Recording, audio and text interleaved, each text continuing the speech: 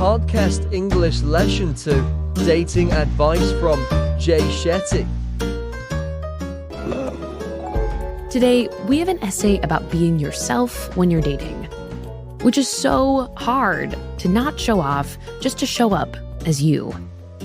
The essay is written by relationship expert Jay Shetty, and this guy is kind of having a moment. Please welcome to The Late Show, Jay Shetty. Will Smith is a big fan. I know Oprah's a big, big, big fan. Jay, you're amazing. Jay Shetty. Jay Shetty. Jay Shetty. Jay Shetty in the house. He's the go-to life coach for over 50 million followers. He's written books, he's on a world tour, and this is huge for me. He officiated the wedding of J-Lo and Ben Affleck. On his podcast, Third question is from Alana. Thank you for your question. he answers burning love questions. I've been ghosted recently for the first time. I feel like I did something wrong. Whoa, right? This is such a common one for so many people. Now, why do we need closure? Jay's advice is tailored for the internet, because but it's rooted in Hindu philosophy. Jay was a monk in India for 3 years in his 20s, and that time gave him insights into the way that anyone can be more loving and more compassionate and more monk-like, even if you've never been to an ashram. Today, we have Jay's modern love essay about dating like a monk, and how that led him to the love of his life. Jay Shetty, so excited to have you on the show. Welcome to Modern Love. Oh, thank you so much for having me. I'm so grateful to be here. So Jay, you became a monk right after you graduated university, which is not the traditional post-grad plan. How did you make the choice to dedicate yourself to this way of life? So the first monk I ever met was at a college event. I used to go and hear speakers and athletes and musicians and thought leaders speak all the time. I went there expecting very little and thinking I didn't need anything that he was going to share. But I walked out of there with a newfound direction. He was talking about how the greatest gift in life or the greatest purpose is to use our skills in the service of others. Now, when I look back, I realized that when I was 18, I'd met people who were beautiful, I'd met people who were rich, but I don't think I'd met anyone who is truly content and truly self-aware, and he was all of those things. And so I thought, well, I want those things. Those things seem to be worthy of pursuit. So, for the next 3 to 4 years, I still had relationships, I was still going out, I was still doing anything that any person does at college. But I would spend my summer and Christmas vacations often visiting his monastery in India. Oh, wow. Okay. And I'd spend the other half interning at financial companies and corporations in London, thinking that that's what I was going to do for work. And every time I'd come back from the monastery, I'd be full of joy and enthusiasm and energy. And every time I'd finish my internship, I'd think, I don't think that that's what I'm meant to be doing. So I allowed myself to live 2 separate lives because I was just trying to learn and understand. I was very young. I even skipped my graduation ceremony because I was already in the monastery, in the ashram. Was everyone in your life, how did they react to that choice?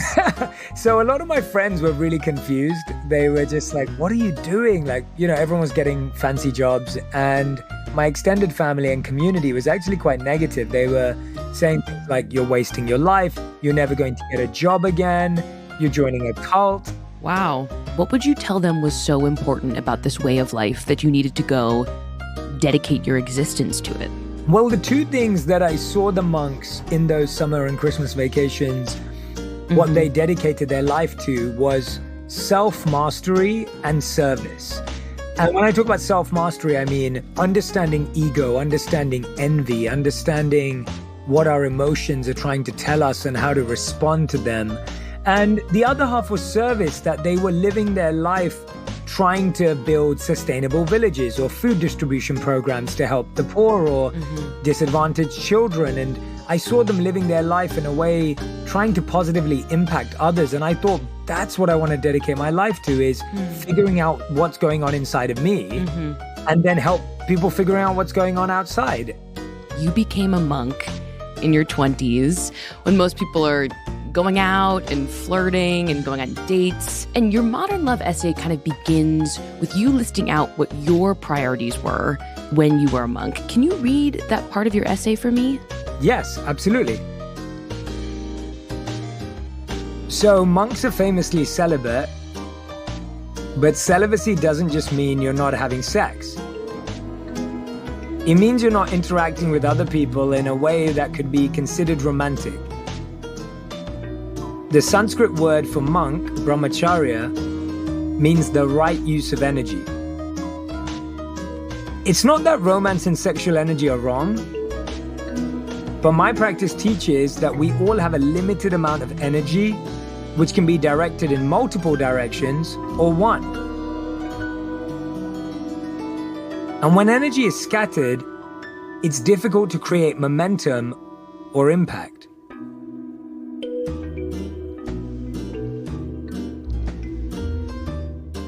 You mentioned that these monks that you saw, who you so admired and were learning from, had this method of self-mastery. Can you tell me what you learned about that method of subduing the ego over those 3 years? Yeah, so from a more general standpoint, I'd say that when you're living with a group of men in an ashram, every single person is a mirror for your ego because you're having so many interactions daily that trigger you.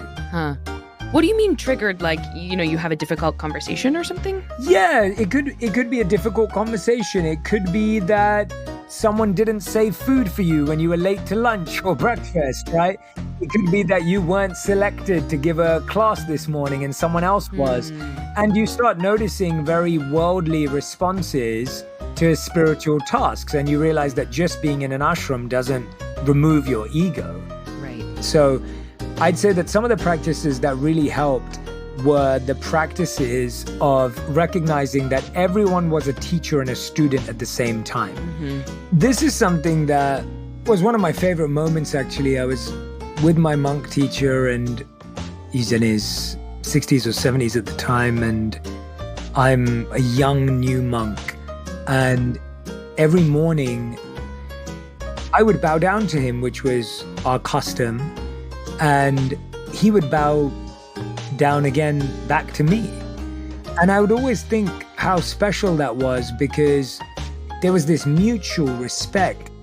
And I think that practice was really beautiful because you realized that you were never at the top and you were never at the bottom.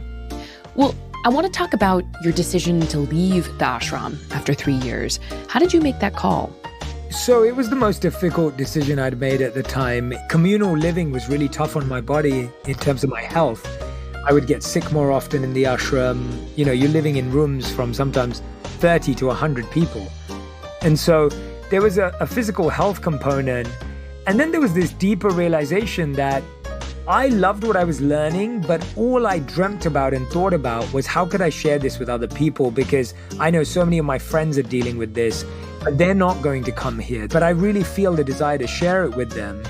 And I want to do that. And so there were these two self-awareness pieces which led me to realize I wasn't a monk. And I think that's almost like realizing that you told someone you loved them, but now you're falling out of love with them, or you realize you're not in love with them anymore. Like, that's how it felt. Did you talk to your teachers at all when you were thinking about making this hard decision to leave the ashram?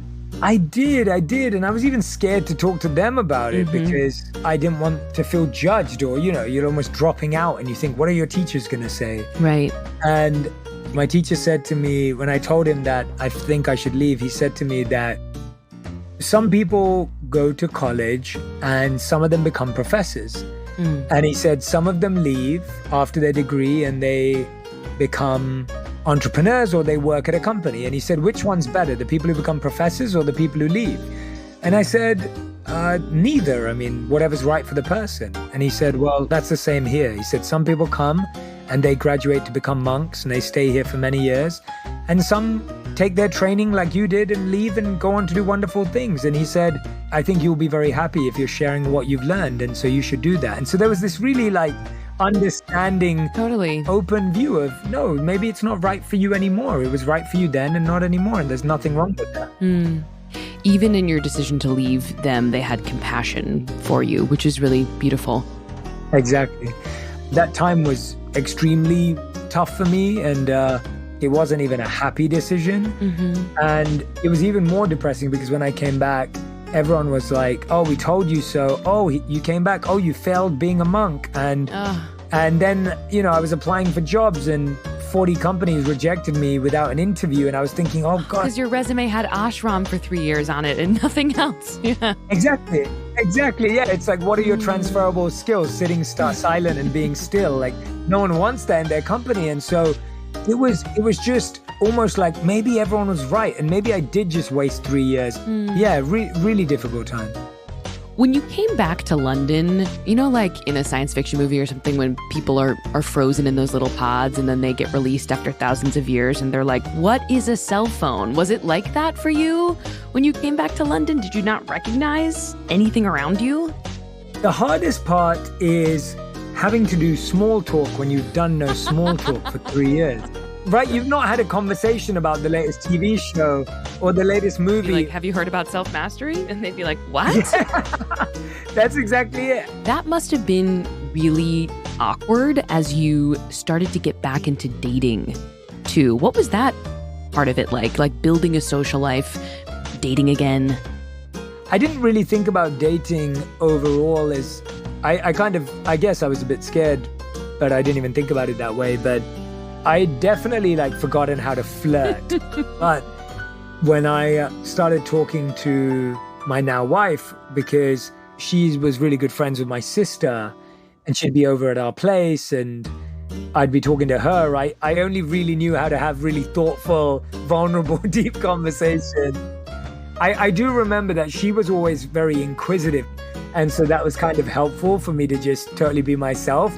That kind of made it easy for me to be around her, I guess, because it wasn't someone that I had to be someone I wasn't around.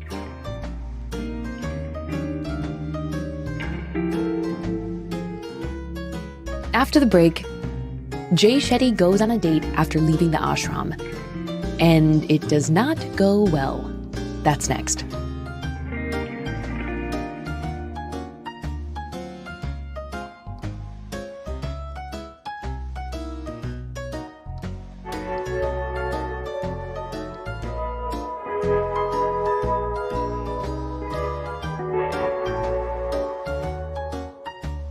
So Jay, you've left the ashram, you're back living in London, trying to return to a normal life. You're working, you're starting to date, and eventually you go on a date with Roddy, who is now your wife. Can you read the part of your essay where you talk about your first date with her? Absolutely. The night was going to cost me nearly a week's income, and I wanted it to be perfect. We were at Locanda Locatelli, one of the best restaurants in London. When we slid into a buttery leather booth, I winced. She was vegan, and vegans aren't known to appreciate leather booths. But the lights were low, the ambiance beautiful, and I was still hoping to hear how impressed she was. "Do you think they have anything vegan on the menu?" she said, sounding more worried than excited. "They're famous for their fresh pasta," I said, trying to sound optimistic. But I had signed us up for a special tasting menu, and I didn't know how much choice she would have. "Fresh pasta usually has eggs," she said, "but we'll see." "The service is amazing, right?" I said. She smiled politely, but she wasn't eating much. After dinner, I drove her home and dropped her off outside her apartment. She thanked me and waved a friendly goodbye, but the evening had fallen flat. Clearly, I had no idea what I was doing. Oh, I'm feeling for you, Jay, in this moment. Oh my gosh.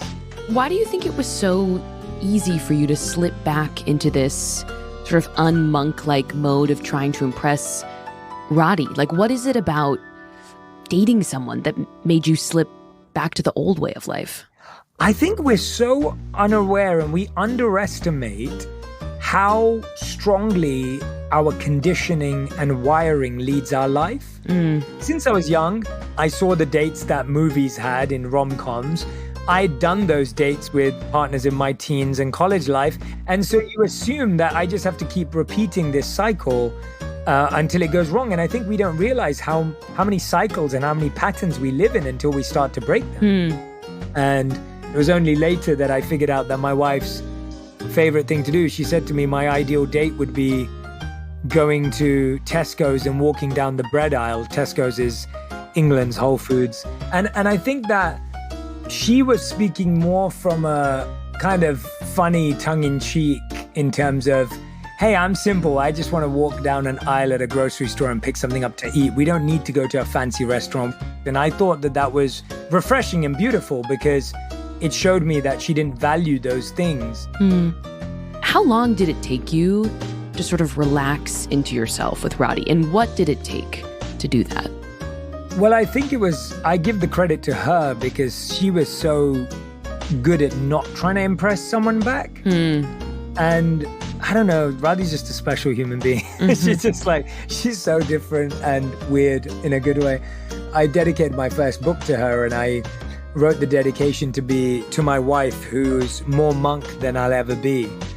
I just think that a lot of the qualities I learned during my time as a monk, Radhi had them quite naturally. I look for monk qualities in everyone I meet, and I believe everyone, whether they've been a monk or not, have them, but the monk life really helps us consciously train them and build them and develop them as well.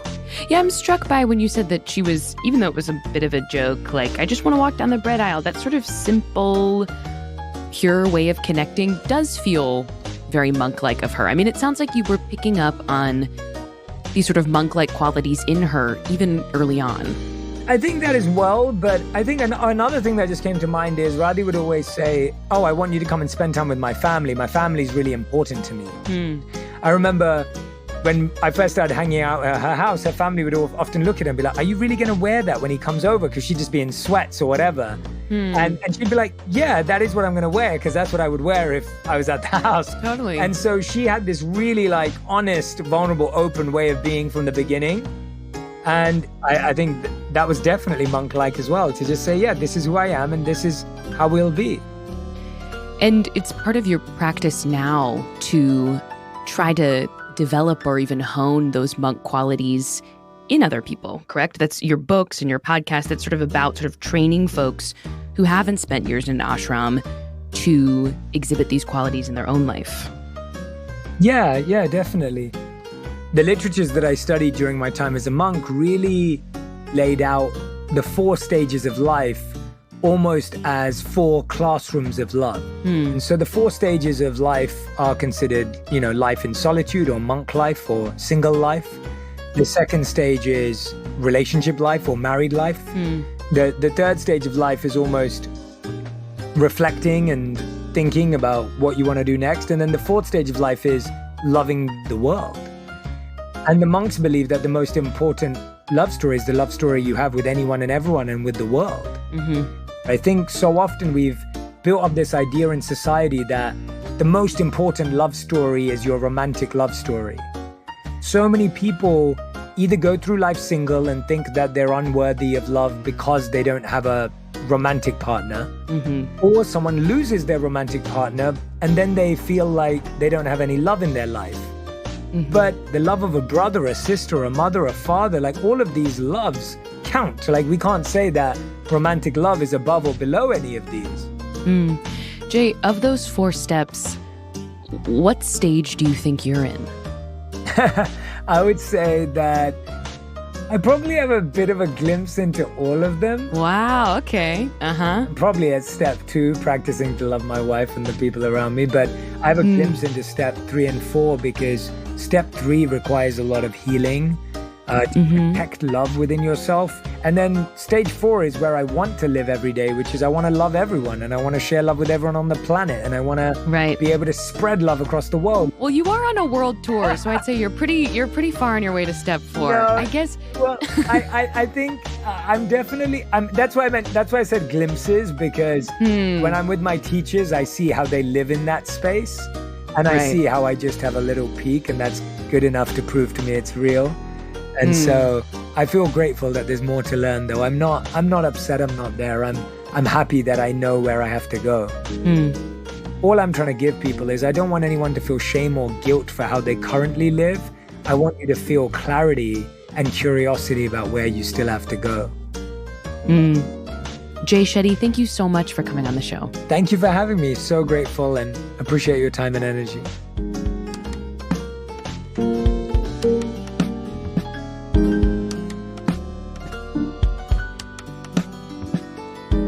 Modern Love is produced by Julia Botero, Christina Josa, and Hans Buetow. It's edited by Sarah Saracen. Our executive producer is Jen Poyant. This episode was mixed by Marian Lozano. Our show was recorded by Maddie Masiello. The Modern Love theme music is by Dan Powell. Original music in this episode by Marian Lozano, Pat McCusker, and Rowan Nemistow. Digital production by Mahima Chablani and Nelka Lokley. Special thanks to Jay Shetty's team, Nicole Berg and Annie Gingold. The Modern Love column is edited by Daniel Jones. Mia Lee is the editor of Modern Love Projects. I'm Anna Martin. Thanks for listening.